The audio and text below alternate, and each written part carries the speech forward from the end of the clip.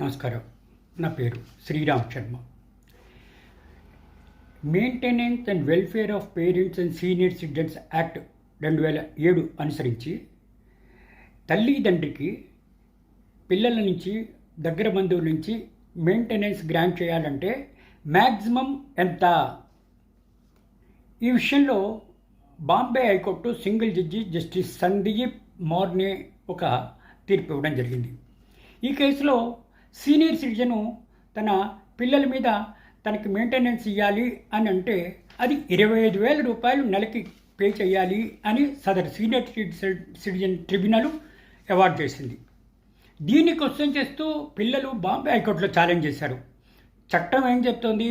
కేవలం మ్యాక్సిమం 10,000 రూపాయలే ఇవ్వాలి, కానీ ఇట్లా సీనియర్ సిటిజన్ ట్రిబ్యునల్ 25,000 ఇచ్చింది, ఇది తప్పు అంటే ఇరుపక్షాల వాదనలు విన్నాక Maharashtra high court single judge justice Sandeep Marne తీర్పిచ్చారు. కరెక్టే, చట్ట ప్రకారము కేవలము 10,000 రూపాయలు మ్యాక్సిమమే ఇవ్వాలి. 10,000 దాటితే ₹1 కూడా గ్రాంట్ చేయడానికి చట్టం ఒప్పుకోదు. ఇట్లా 25,000 రూపాయలు నెలకి ఇవ్వాలి అన్నది తప్పు అని తగ్గించారు. అంటే ఈ తీర్పు ద్వారా మనకి తెలిసేదేంటి? సీనియర్ సిటిజన్ ట్రిబ్యునల్లో మెయింటెనెన్సు తల్లి తండ్రి వేస్తే ఫైల్ చేస్తే పిల్లల తరఫున దగ్గర బంధువులు కేవలము మ్యాక్సిమం 10,000 రూపాయలు మాత్రమే పే చేయాలి. 10,000 దాటితే ఇవ్వడానికి వీలు లేదు.